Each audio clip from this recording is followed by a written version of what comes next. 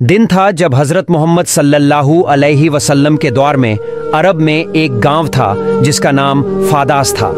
इस गांव में रोकाना नाम का एक मशहूर पहलवान रहता था जो बहुत ताकतवर और बड़े शरीर वाला था।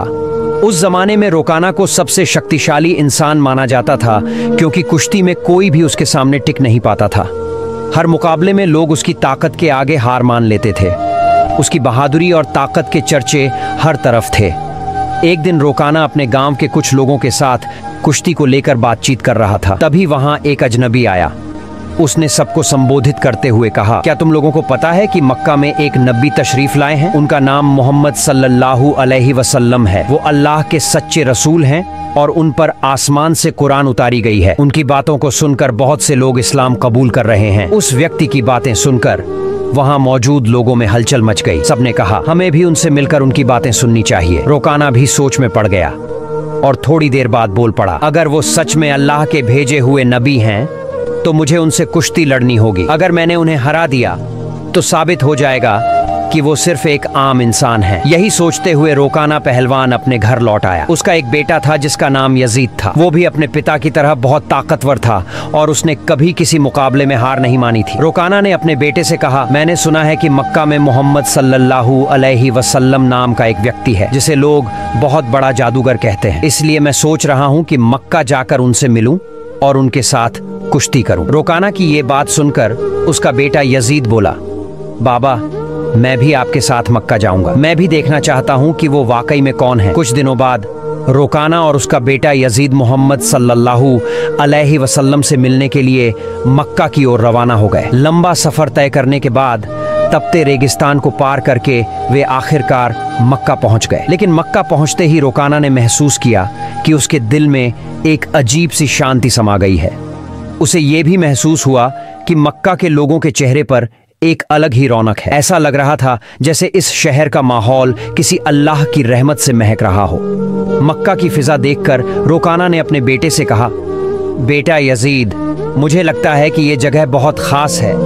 मैं अपने अंदर एक अनोखा सुकून महसूस कर रहा हूँ। यजीद ने भी सिर हिलाते हुए कहा, बाबा मुझे भी वैसा ही महसूस हो रहा है। ऐसा सुकून और ऐसा खुशनुमा माहौल मैंने पहले कभी नहीं देखा। उसी समय उन्होंने कुछ लोगों को देखा और उनके पास जाकर पूछा, क्या आप हमें बता सकते हैं कि मोहम्मद सल्लल्लाहु अलैहि वसल्लम कहाँ मिलेंगे? लोगों ने जवाब दिया, आप कौन हैं और कहाँ से आए हैं? रोकाना ने कहा, मेरा नाम रोकाना है, मैं बहुत दूर से आया हूँ और मैं एक मशहूर पहलवान हूँ। ये सुनकर लोगों ने कहा, हमारे नबी मोहम्मद सल्लल्लाहु अलैहि वसल्लम अल्लाह के भेजे हुए रसूल हैं और इस वक्त मस्जिद में मौजूद हैं। ये सुनकर रोकाना और यजीद मस्जिद की ओर बढ़ गए। जब वे मस्जिद में दाखिल हुए तो उन्होंने देखा कि एक बुजुर्ग व्यक्ति शांत और नूरानी चेहरे के साथ बैठे थे।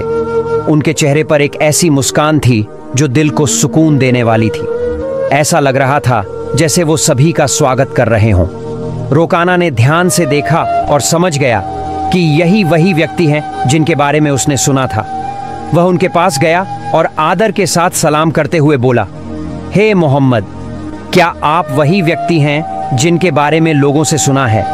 लोग कहते हैं कि आप अल्लाह के भेजे हुए रसूल हैं। मोहम्मद सल्लल्लाहु अलैहि वसल्लम ने बड़े ही नर्म लहजे में जवाब दिया, वालेकुम अस्सलाम।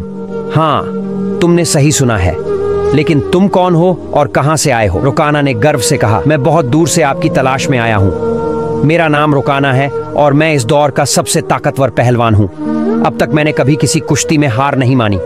रसूल पाक सल्लल्लाहु अलैहि वसल्लम ने मुस्कुराते हुए कहा, रोकाना पहले बैठो, फिर हम बातें करेंगे। रोकाना सोचने लगा कि यह शख्स आखिर मुझसे क्या बात करना चाहते हैं। तभी मोहम्मद सल्लल्लाहु अलैहि वसल्लम ने बड़ी ही नरमी से कहा, रोकाना, अल्लाह से डरो। तुम्हारे जिस्म में जो ताकत है वह उसी अल्लाह ने दी है जिसने तुम्हें इतना बड़ा पहलवान बनाया है।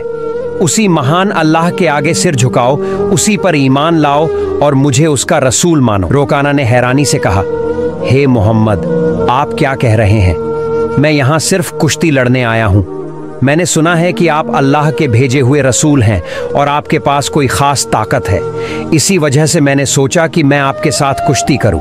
लेकिन आप तो मुझे इस्लाम अपनाने की बात कर रहे हैं। दयालु नबी मोहम्मद सल्लल्लाहु अलैहि वसल्लम ने नरमी से कहा, रोकाना, तुम मेरे साथ कुश्ती लड़ना चाहते हो, लेकिन यह मेरा काम नहीं है। कुश्ती लड़ना पहलवानों का काम है।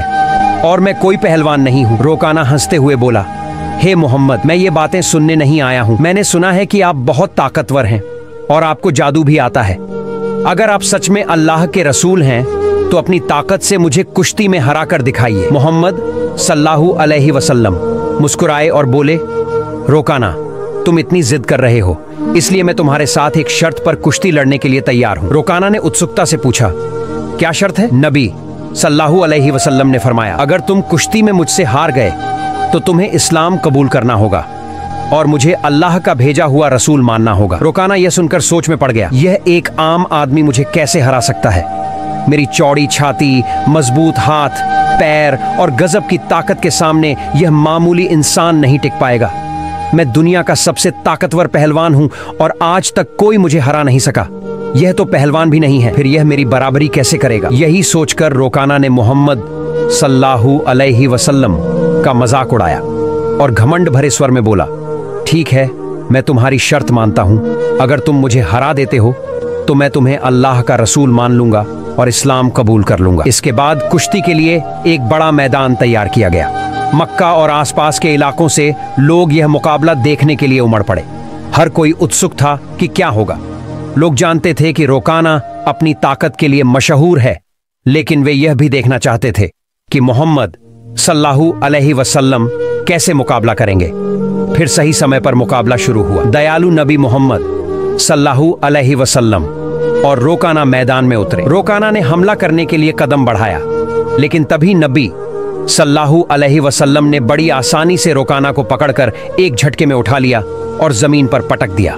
रोकाना को यकीन ही नहीं हुआ कि वह इतनी आसानी से गिर गया। उसने खुद को संभालने की कोशिश की, लेकिन उसने महसूस किया कि उसकी आधी ताकत खत्म हो चुकी थी। रसूल सल्लल्लाहु अलैहि वसल्लम ने मुस्कुराते हुए कहा, हे रोकाना, तुम हार चुके हो। अब भी क्या तुम मुकाबला जारी रखना चाहते हो? क्यों नहीं अपनी हार मान लेते और इस्लाम कबूल कर लेते? लेकिन घमंडी रोकाना ने कहा, नहीं, यह सिर्फ एक संयोग था, मुझे एक और मौका दो, इस बार मैं तुम्हें हरा दूंगा। रसूल सल्लल्लाहु अलैहि वसल्लम ने कहा, ठीक है, मैं तुम्हें एक और मौका देता हूं, लेकिन अगर इस बार भी तुम हार गए तो तुम्हें अपनी हार माननी होगी और इस्लाम कबूल करना होगा। लोगों की निगाहें फिर से मुकाबले पर जम गईं। रोकाना ने इस बार पूरी ताकत लगा दी और हर कोशिश की कि वह किसी भी हाल में नबी सल्लल्लाहु अलैहि वसल्लम को हरा दे। लेकिन जैसे ही उसने हमला करने के लिए कदम बढ़ाया, दयालु नबी ने फिर से उसे उठाकर जमीन पर पटक दिया। रोकाना को फिर से हार का सामना करना पड़ा। रसूल सल्लल्लाहु अलैहि वसल्लम ने कहा, हे रोकाना, अब भी क्या तुम्हें यकीन नहीं हुआ? मान लो कि अल्लाह ने मुझे सच्चाई के साथ भेजा है, अभी भी वक्त है, ईमान ले आओ।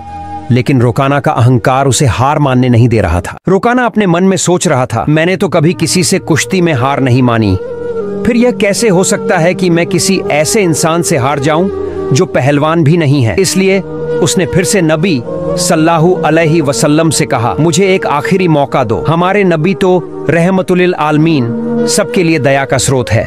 उन्होंने फिर से उसे मौका दिया। तीसरी बार मुकाबला शुरू हुआ। इस बार रोकाना ने अपनी पूरी ताकत लगा दी, लेकिन जैसे ही उसने हमला करने के लिए कदम बढ़ाया, नबी सल्लल्लाहु अलैहि वसल्लम ने फिर से उसे उठाकर जमीन पर पटक दिया। अब रोकाना उठने की कोशिश कर रहा था, लेकिन उसकी ताकत खत्म हो चुकी थी। उसे समझ में आ गया कि मोहम्मद सल्लल्लाहु अलैहि वसल्लम कोई आम इंसान नहीं है, बल्कि अल्लाह के भेजे हुए सच्चे रसूल हैं और इस्लाम सबसे बेहतरीन धर्म है। रोकाना ने कहा, हे अल्लाह के नबी, अब मुझे यकीन हो गया है कि आप सच में अल्लाह के रसूल हैं और इस्लाम सच्चा धर्म है। मैं आपको नबी के रूप में स्वीकार करता हूँ और अल्लाह पर ईमान लाता हूँ। जब रोकाना ने इस्लाम कबूल कर लिया तो रसूल सल्लल्लाहु अलैहि वसल्लम ने फरमाया, अब तुम सच्चाई को समझ चुके हो। असल में इंसान कभी भी अपनी ताकत से मजबूत नहीं होता। अल्लाह ने मुझे जो ताकत दी है, उसी की वजह से आज तुम मुझसे हार गए हो, और यह भी अल्लाह ही की मर्जी थी कि तुम इतने बड़े पहलवान बने। अगर अल्लाह नहीं चाहते तो मैं तुम्हें हराने की ताकत भी नहीं रखता। रसूल सल्लल्लाहु अलैहि वसल्लम की यह बात सुनकर रोकाना की आंखों में आंसू आ गए। उसने खुशी और सुकून के साथ इस्लाम कबूल कर लिया। यह घटना हमारे नबी की महानता का एक जिंदा चमत्कार थी। लेकिन तभी एक और चुनौती सामने आ गई। रोकाना का बेटा यजीद, जो खुद भी एक मशहूर और ताकतवर पहलवान था, अपने पिता की हार को स्वीकार करने के लिए तैयार नहीं था।